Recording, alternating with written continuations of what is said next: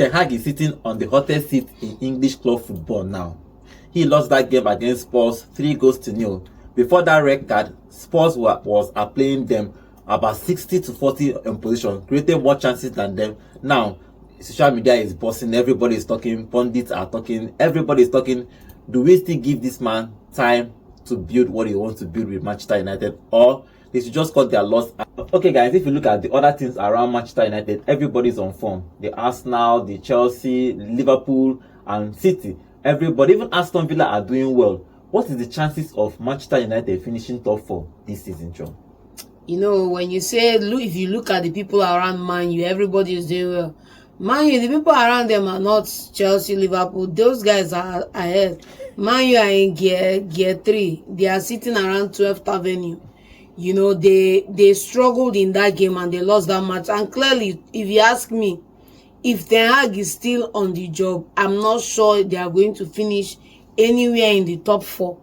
You know, this is football, but it will take a miracle for Ten Hag to finish in the top 4 this season. It's a marathon, not a sprint. He has to, you know, sit up, but it will take him a miracle to finish in the top 4. It's a marathon. And that's my candid opinion. It's a marathon, not a sprint. So this marathon, yes, you know, people are not stopping in this marathon. Everybody is actually running. Now, in this marathon, last year, let's use last year for example, at game week 6, Everton was top of the table, followed by Tottenham Hotspur. Where did they finish?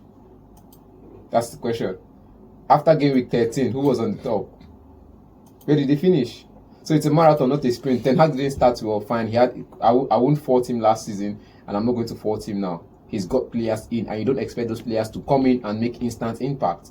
I said it before the show. I said it during the transfer window. These players you're bringing in from Germany, from Turkey, and all of that, they need 9 weeks. And I said this before the show categorically. If you remember me, I said this a while ago, that no striker, not one in the history of the Premier League has changed jerseys from from Italy down to England and succeeded. Name me one. Even the Mario Balotellis. No one single striker switched from Serie A to the Premier League to be a great striker. None. And you have a Zeski, who you are trying to transform.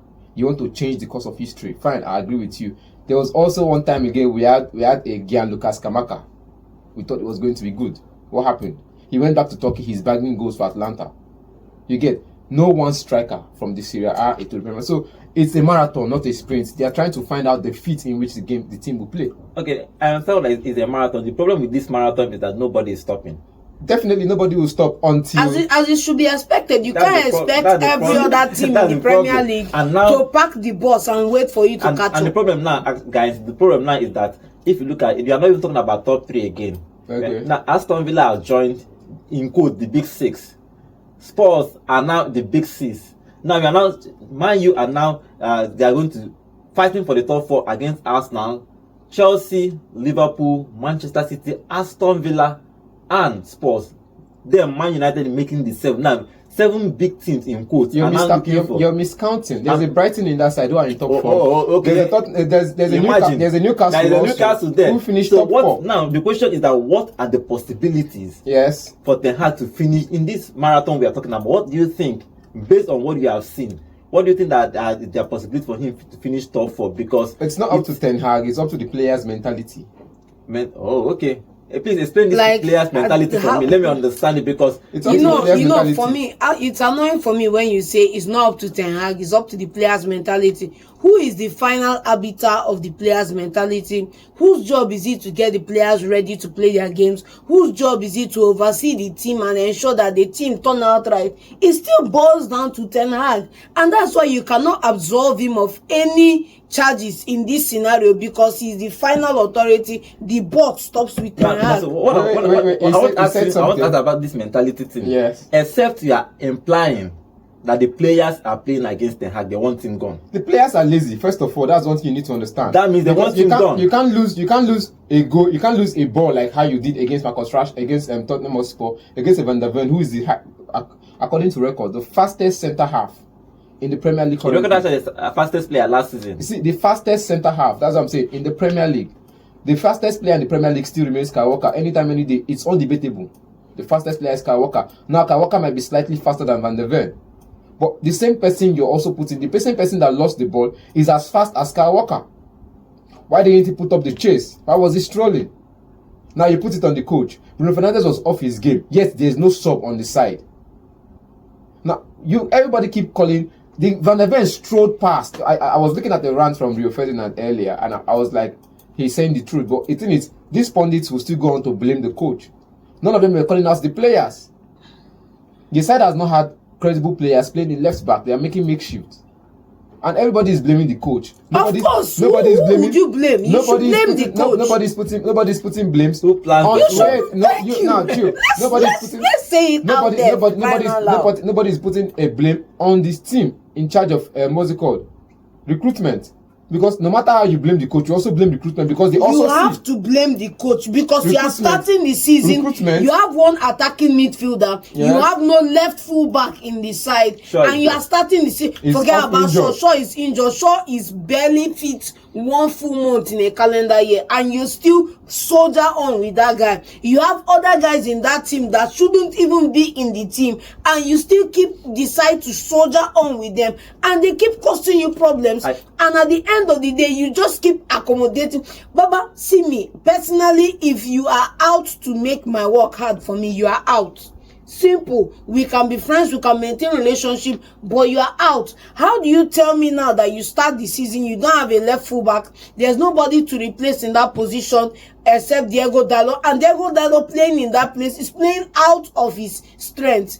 If he has flaws, for example, the goal that was considered through his flank, even jogging back. Yes, even the game. That first goal. Forget about the one yesterday, because if he wasn't in that position will be gaping wide because he's playing off his natural position. The manager is the one that bears that fault because he did not sign anybody in the left fullback. So you should temper judgment on Dalot a little bit because he's playing out of his position. Now the same John he's playing out of his position, so you don't come down on him. Sign a left fullback, either on loan or transfer. Sign a left fullback. Stop giving excuses. Now the same John talks say it's not the manager's job to sign players. His job is to delegate on which players he needs. Then people will sign players. Now waiting John talk last week for this show. People will sign players and the manager will make do of what he's giving. That was what you said. That the manager under Ferguson was different. Your thoughts or your words on me, because that's not what I said.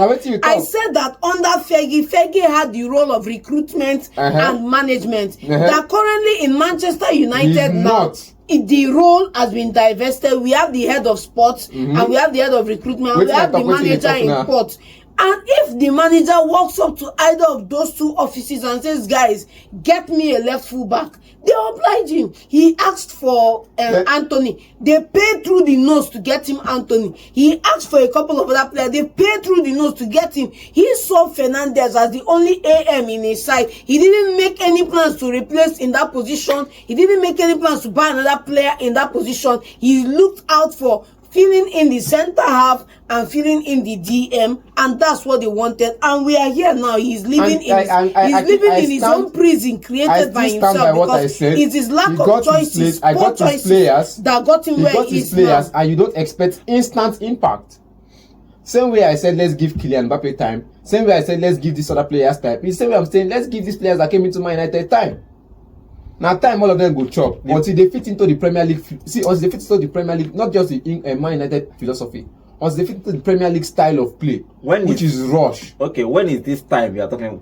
Now he has 3 years to build. When do you think that this time you want to give him this time for him to build a proper team?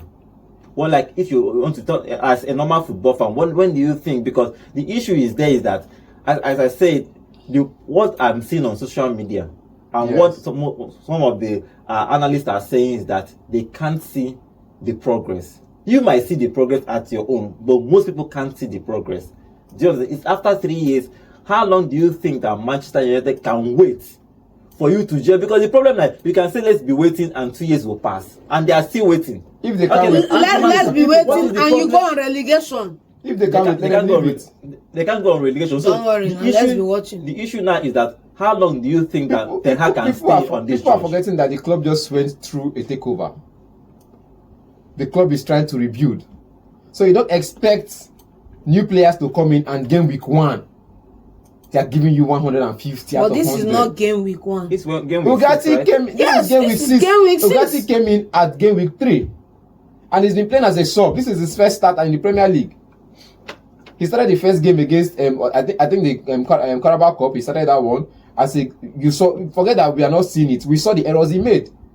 Yeah, that run actually he should actually track that run. Exactly. You saw the game against 20. He started in that game alongside Cassie. You see, said the mistake where his team make. He's not yet fully. He never matched the philosophy yet. It is never clear for an eye. Nathan State tell you, so you still need time. So Ugarte, the defensive midfielder they brought in to replace Cassie, has not gotten his gel into the team yet. Let's forget that he is a good player on his own right. I keep saying this, no matter how good you are in your own right, every team has the way they play. You need at least time to fit into that, to buy into that philosophy. I think apart from time too, I think it's about generally the way the team play. I'll give you an example. Caliafrelli entered Arsenal and you could see, because I think the general play of Arsenal, I think that some things are different. For Manchester City, you can enter and play because everybody around you are good.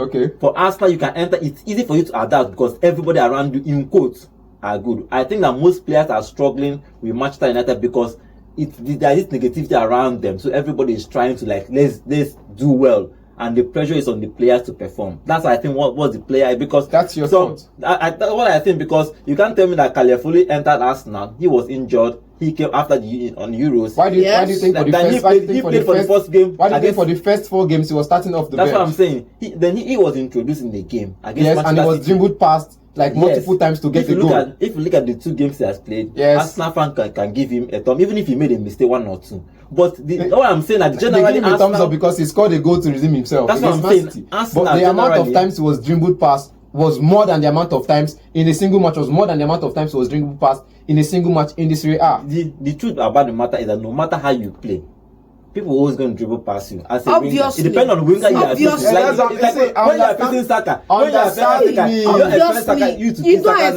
90 minutes. Saka will not dribble past you. It's not possible. I have not even seen it this season.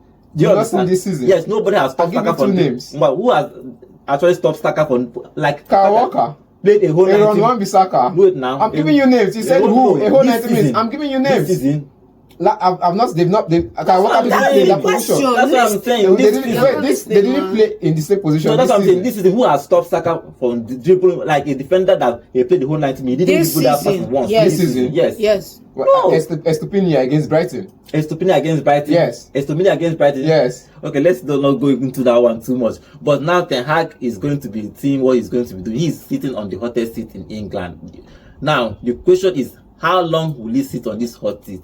We had a match against Porto in the UEFA Cup.